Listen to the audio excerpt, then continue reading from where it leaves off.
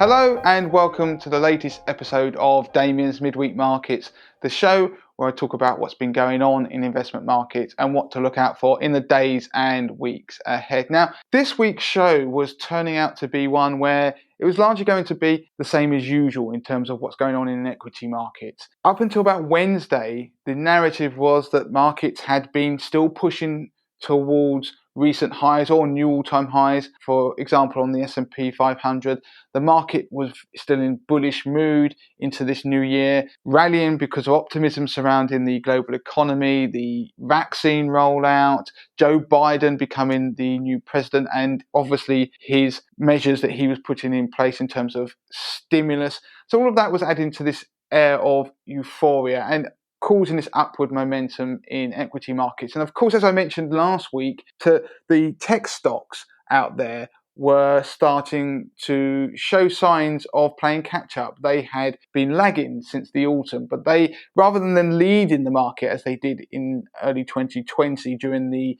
early lockdown and the pandemic, they were the laggards. And so we wanted to see some rotation into those, some rallying to increase the breadth, basically something to take the market to the next leg higher after we'd seen some decent rallies in value plays and cyclical sectors. Well, that was going to be the narrative. And then, like most things in investing, something happens and it starts to change. And that's what makes it exciting.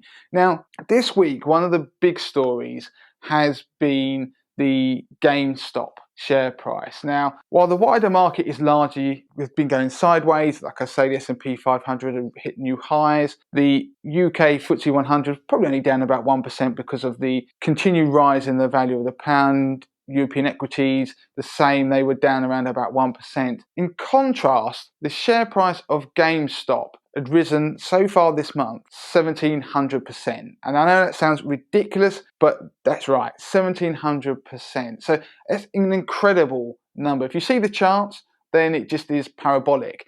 And GameStop is a retailer in the US, and they basically sell computer games.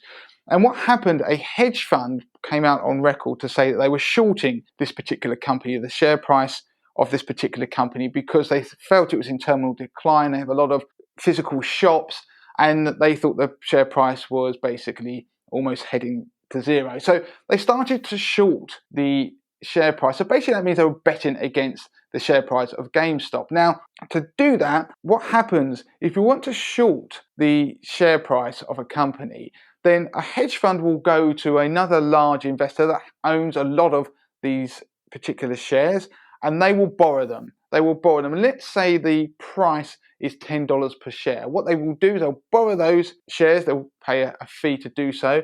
They will get those shares. They will sell them into the market at $10, and they'll have a contract to give the shares back to the person or the company they've borrowed them from at a particular time in the future. But when they borrow those shares, they sell them, say, at $10. Hopefully for them, the price falls to, say, $5. They buy the shares back at the $5 rate. They therefore give back the shares that they'd already borrowed, and they keep the difference in that share price. So you can see they can make huge amounts of money. But of course, there's some people who think that's unethical things to do, but that is markets. So they were placing large bets on this particular share price, shorting it. Now, elsewhere, Reddit obviously has lots of forums and investors on there who are quite vocal about the things that they support and they like. What's happened is that there is a Reddit users on there who started to take exception, and actually GameStop was one of their favourite shares. They liked them for whatever reason, and they started to gain almost an army of investors to battle back against this shorting tactic on this particular share price. And so with the advent of commission-free trading, it means that more and more people can do this, and they can do it very cheaply, and times they can do it and buy shares effectively with leverage. So what started as a group of investors starting to buy those shares to try and drive up the share price, it started to grow into almost a movement. And the reason they started to buy them, and in effect a David and Goliath scenario where they were trying to drive up the share price, because effectively they're trying to almost bankrupt the hedge fund. Because the reason they can do it is because if they kept buying the share price and drive the share price higher, because if people buy shares, that increases the demand, the share price goes up. It becomes more and more expensive for those people shorting the market. And so what would happen, those hedge funds, in order to not go bust, they would have to start to buy shares in GameStop to be able to unwind the bets that the price was going to go lower. And so to do that, they will end up starting buying them en masse, which again fuels the overall buying in the market, which therefore pushes the price. So it's kind of a virtuous circle in terms of the share price. And what you get is a short squeeze, and it can cause the share price to rocket suddenly. That's what we've had. So retail investors have been piling into this for whatever reason, not on fundamentals, just to prove a point effectively and to fight back against Wall Street. And there is an argument that Wall Street's been doing this to people for years anyway. I mean, Wall Street will decide to maybe short a stock, and that has effectively caused retail investors, people like armchair investors, to lose money. What's happened? The retail armchair investors are fighting back. And because they've been able to do it en masse with the likes of Robinhood, which are one of the platforms that give commission-free trading, they've been able to cause this short squeeze, and they keep pushing and pushing and pushing. And what's happened is the hedge funds are trying to unravel these bets they've made, are losing huge sums of money, having to borrow money from other places, other hedge funds, to basically stay liquid or to fund these shorts to be able to keep them going, that it's causing this incredibly unusual behavior in markets. Now, you may think that it's largely irrelevant to if you're not interested in that particular stock, but what we saw is we've seen some of the largest trading volumes in markets as a result since the financial crisis in 2008. And also, don't forget, if a hedge fund or somebody who's short in the market wants to try and stay liquid and maybe continue some of those bets to fund those effective bets against the market, what they will end up having to do is start to sell some other things. And that may be some of their long ideas, the things they're buying and holding,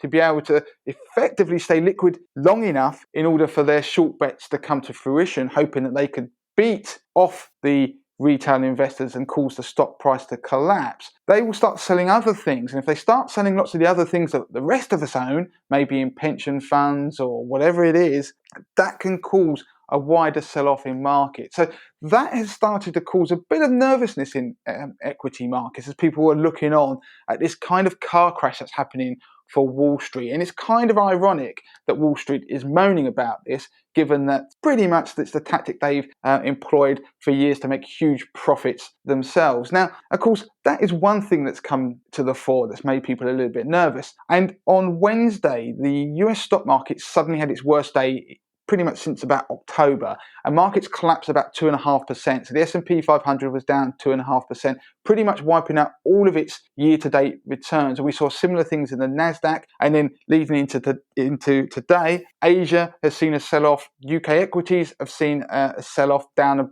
around about 1% as I make this video, and it's causing. We've seen a wobble in markets, but it's not just because of GameStop. One of the other reasons we've seen a bit of a wobble is because the US Federal Reserve spoke yesterday. Jerome Powell was had a press conference and effectively said that the Fed wasn't rushing to print any more money, which obviously the market doesn't like, but it wasn't anything too hawkish, but the market was nonetheless not necessarily euphoric. There was concern that Biden's own stimulus package is likely to be delayed. That's causing more concern and a little bit of a wobble for markets. But the other thing is that there's been vaccine delays globally. You will see news headlines around that. So therefore, the whole COVID pandemic is likely to rumble on. So you started to see concerns around some of the earnings for these companies. So it's all been mixed up in a bit of nervousness. And if you want to see that nervousness, go and look at the VIX. I haven't spoken about the VIX for a while, and that's VIX, which is known as the fear gauge on Wall Street. So it is basically a measure of volatility, future volatility on the S&P 500. But what it does, it gives you a good steer. When that number goes up, the market is starting to become fearful. And that number has leapt by about 40%. So it's currently at around about 32 as I make this video. That is a significant number. Anything above 30, 31 is showing signs of stress. And if you see that, then don't be surprised if we're going to see a few more wobbles in the days and weeks ahead, as some of those narratives that the market had been banking on start to look a little bit shaky. Plus, we're getting some of this very extreme behavior being driven in individual stocks like GameStop. I'll show you how bizarre it is that people even started buying an Australian mining company just because the ticker, the thing that identifies that share, is very similar to that of GameStop. So you can just see how it's been indiscriminate buying.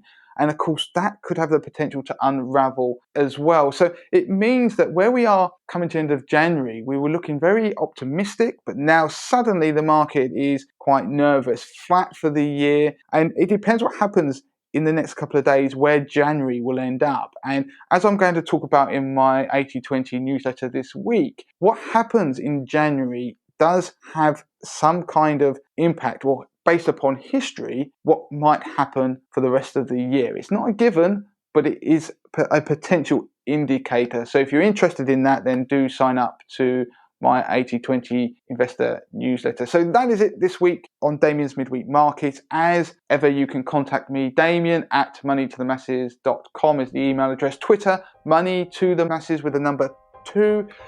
We're on Instagram, Facebook, and of course, don't forget to subscribe to our YouTube channel.